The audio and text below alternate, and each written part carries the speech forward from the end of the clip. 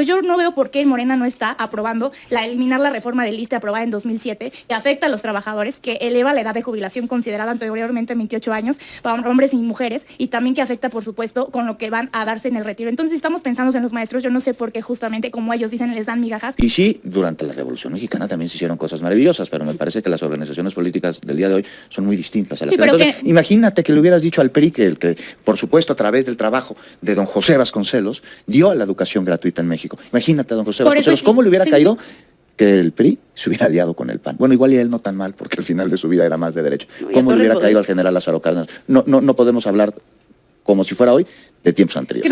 Iniciamos el día de hoy, amigos y amigas, y al parecer no les sirvió las notas que le mandaron a la misma Tania Larios, y hay que decirlo, a lo mejor la regañaron de que usara tanto el celular y lo ha dejado de utilizar, pero en este caso comete terrible error. Se empieza a quejar de los malos gobiernos que tuvieron durante las reformas que hicieron los priistas y panistas, porque ahora quiere que la Cuarta Transformación venga a solucionar la reforma del ISSSTE del 2007, que no hay que olvidar que la aprobaron priistas y panistas que eliminaron jubilaciones para todos nosotros los mexicanos. Resulta que quieren que resuelvan la problemática que generaron estos gobiernos impresentables y solita se pone la soga en el cuello. Por si fuera poco, Juan Becerra no la dejó pasar y le dice de muchísimas cosas, como vas a escuchar a continuación.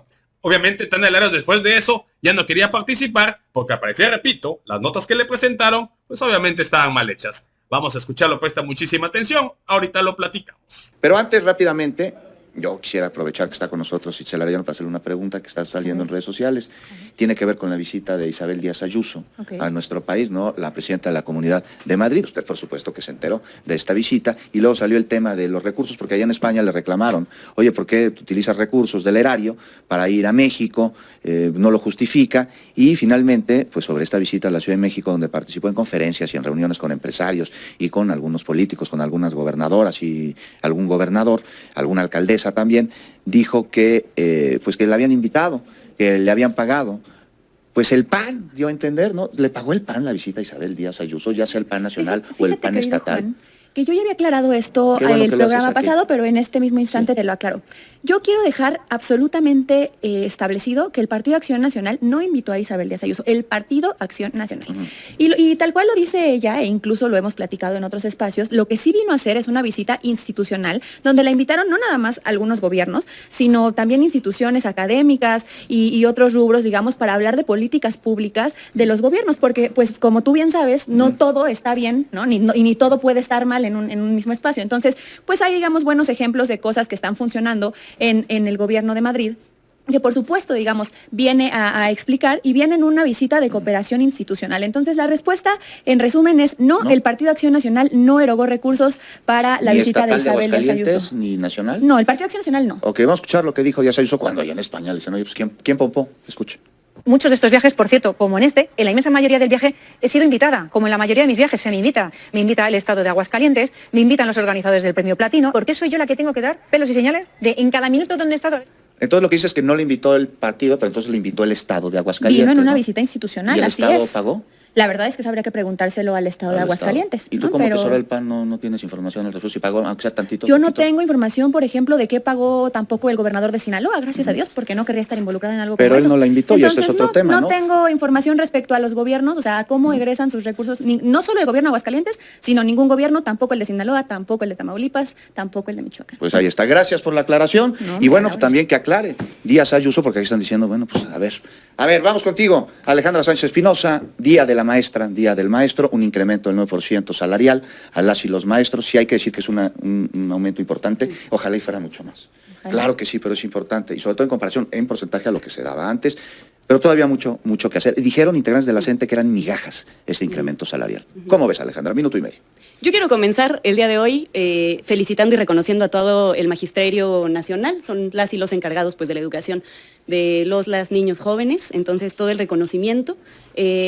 la verdad es que yo considero que uno de los grandes pilares de la política educativa de la Cuarta Transformación, pues parte precisamente de esta revalorización y dignificación a la labor del magisterio, que se vio pues marcada durante 36 años de los gobiernos neoliberales por una precarización muy absurda y muy abusiva que vivieron en general todos los trabajadores mexicanos ante el estancamiento del salario mínimo, que nunca se vio aumentado. Eso ya afortunadamente cambió con la llegada de la Cuarta Transformación. Ha habido incrementos nunca antes vistos en el salario mínimo y también incrementos importantes en el salario de las y los maestros. Se vio primero en el sexenio de Andrés Manuel López Obrador este importante incremento y pues bueno, ahora se suma este anuncio de 9% más y esperemos que siga aumentando de manera progresiva los próximos años del sexenio y pues que no se les vuelva nunca más a estigmatizar y mucho menos a atacar o incluso asesinar, como ocurrió en Nochixtlán. Muy bien, bueno, ahí está. Luego vamos a hablar de los pendientes, porque sí los hay, ¿no, Alejandra? Sí, los hay. Por supuesto. Claro. Voy contigo, Tania Larios, minuto y medio.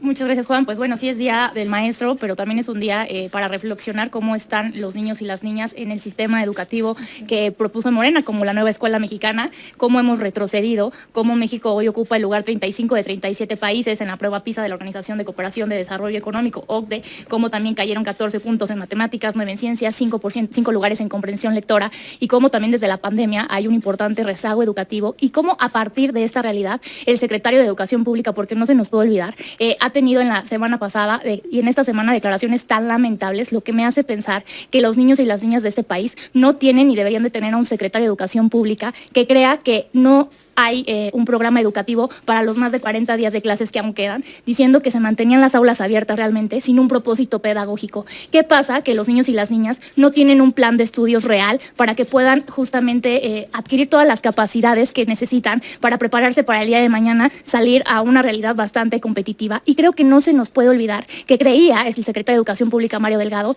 que los niños y las niñas estaban yendo a la escuela para hacer guarderías y de lo cual él estaba en contra, no entendiendo cuál es la realidad de México.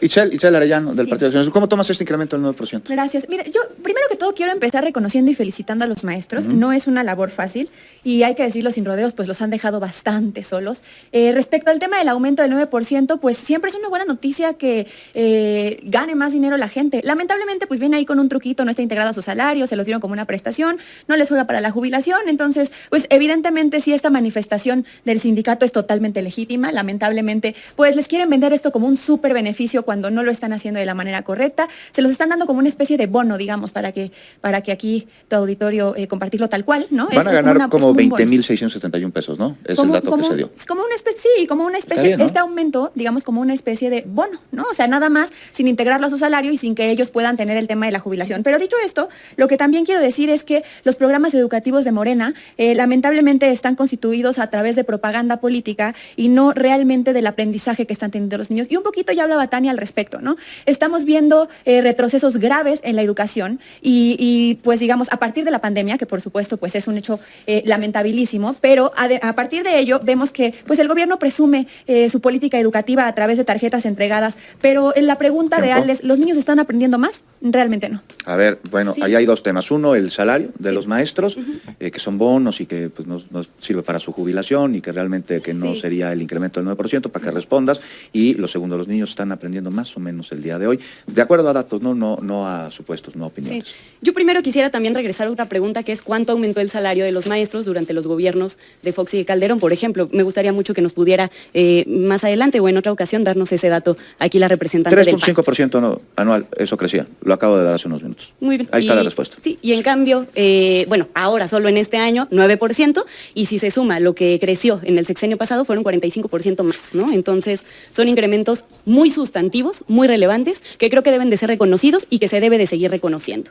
Se hablaba también aquí sobre la nueva escuela mexicana, que es un nuevo paradigma educativo que cambia el enfoque de los niños. En vez de ver a los niños como capital humano y de enfocar su educación a que se satisfagan las necesidades del mercado laboral, por cierto, no necesariamente con ofertas dignas para las y los niños que después egresan, en lugar de eso, ver a los niños, las niñas, a los alumnos como seres humanos y darles una formación integral en donde se promueve el pensamiento crítico, el humanismo y también el sentido comunitario, el reconocimiento a la pluralidad y el respeto a la misma. De eso va la nueva escuela mexicana y responde también a las grandes deficiencias en temas de cobertura y de accesibilidad que tenían el viejo modelo. ¿Y qué se hace? Eliminar barreras. Las barreras económicas que no garantizaban la gratuidad de la educación, las barreras de cobertura que se han saldado con ya más de medio millón, casi medio millón de lugares nuevos para estudiantes. Ahí está. Bueno, Tania Larios, por el PRI, voy contigo.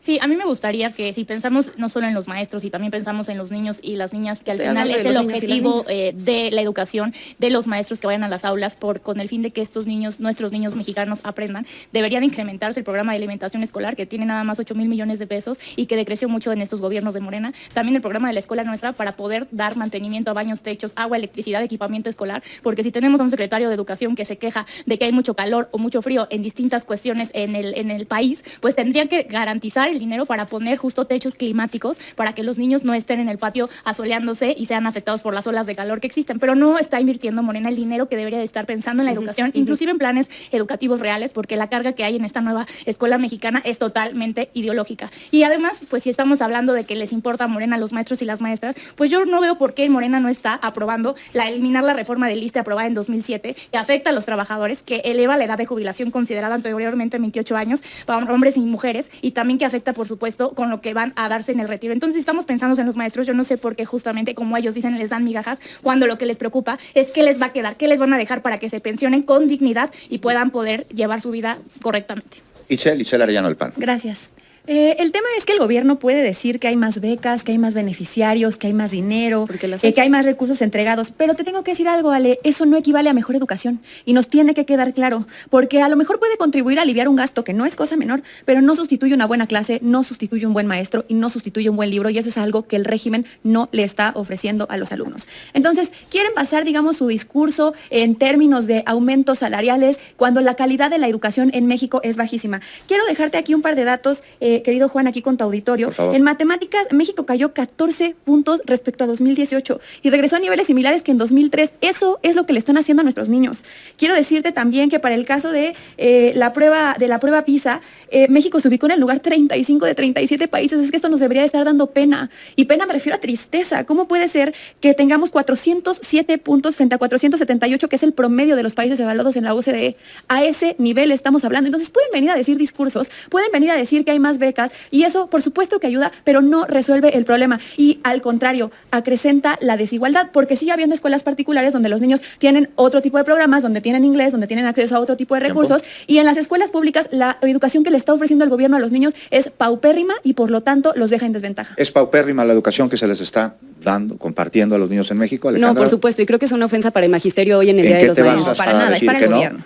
¿Y en qué te vas para decir que sí? Vamos a ir al final del debate en eso. A ver, dato, mata, relato. Alejandra, por favor, compártenos el que tengas. A ver, yo creo que algo que es muy, muy importante aclarar es este enfoque que guía la política educativa desde la Cuarta Transformación, que es que la educación es un derecho y no un privilegio, y en ese sentido absolutamente todos y todas tienen derecho a acceder a ella. Eso es algo que no ocurría previamente. Y si hablamos de desigualdad, la desigualdad era muchísimo mayor. Al día de hoy. Bueno, al día de hoy, por supuesto que no hay un 100% de cobertura. Esos son los desafíos que tenemos que aspirar a cubrir. Si no nos escucha. Afortunadamente, vamos avanzando con una meta muy robusta, pero alcanzable, de lograr, por ejemplo, el 50% de cobertura en educación superior, además gratuita. Cosas que ni en sueños se planteó ni el PRI ni el PAN. Pues el PRI la hizo pública y gratuita. Entonces, bueno, pero no alcanzaba la cobertura, no alcanzaba la accesibilidad para todas las personas. No era gratuita para todas las personas, no era accesible para todas las personas. Entonces, hacer 40 planteles de Universidad de Rosario Castellano, 50 de Universidades Benito Juárez, por supuesto que amplía esta cobertura y el acceso al derecho a la educación. Un minuto, Tania Larios. Y sí, durante la Revolución Mexicana también se hicieron cosas maravillosas, pero me parece que las organizaciones políticas del día de hoy son muy distintas a las que entonces, imagínate que le hubieras dicho al PRI que, por supuesto, a través del trabajo de don José Vasconcelos, dio a la educación gratuita en México. Imagínate a don José Vasconcelos, ¿cómo le hubiera caído que el PRI se hubiera aliado con el PAN? Bueno, igual y él no tan mal, porque al final de su vida era más de derecho. ¿Cómo le hubiera caído al general Lázaro Cárdenas? No podemos hablar como si fuera hoy de tiempos anteriores. Pues ya escucharon, amigos y amigas. Tania Larios ya después mete el tema de que están agarrando a ciertos personajes que están entrando a los Estados Unidos. Y hay que decirlo, lo dijo la doctora Claudia Sheinbaum Pardo, cambiando como siempre el tema y la narrativa a los vendepatrias centralistas, y las cosas como son. La doctora Claudia Sheinbaum Pardo fue muy clara y concisa. Todos los que hayan pruebas se van al bote. Estados Unidos presenta las pruebas, los 8 o 10, los que hagan falta, se les pone un moño y los mandamos para allá, siempre y cuando haya pruebas. Y en este caso, que sigan celebrando lo que tienen que hacer. No hay que olvidar que vienen gobiernos periodistas, panistas y de cualquier color que tenga vínculos con el crimen organizado, hombre. Van a desaparecer esos partidos políticos. Por sí la vaca está muy flaca de la parte de los peronistas. Imagínate que le empiezas a quitar a todos los que están vinculados con el crimen organizado, pues van a desaparecer. Ya vimos que el PRI perdió cerca de 700,000 afiliados el pasado del 2025 al 2026. El Partido de Acción Nacional, después de gastar cientos de millones de pesos, pudo hacer la máxima, ahora sí, su sorprendente cifra de afiliar entre 7 y 12,000. Y vete a tú saber si son verdad. Y bueno, no hay que olvidar que Morena, en los últimos años, más de 10 millones de afiliados. Toma, vamos a ver de qué manera se representan estos. Tania Larios seguro va a regresar con el celular, porque al parecer o leyó mal o se lo pasaron mal. Amigos y amigas, hasta aquí mi participación. Si te gustó el video, te invito a suscribirte a tu canal de Legión Vanguardia. Comparte la información para que más gente se entere de esta noticia. Y de favor apoyas con un poderosísimo like, que nos ayuda muchísimo a que YouTube nos recomiende y que esta información le llegue a muchísima más gente. Amigos y amigas, muchísimas gracias por su tiempo, por su poderosísimo espacio. Nos vemos en la próxima.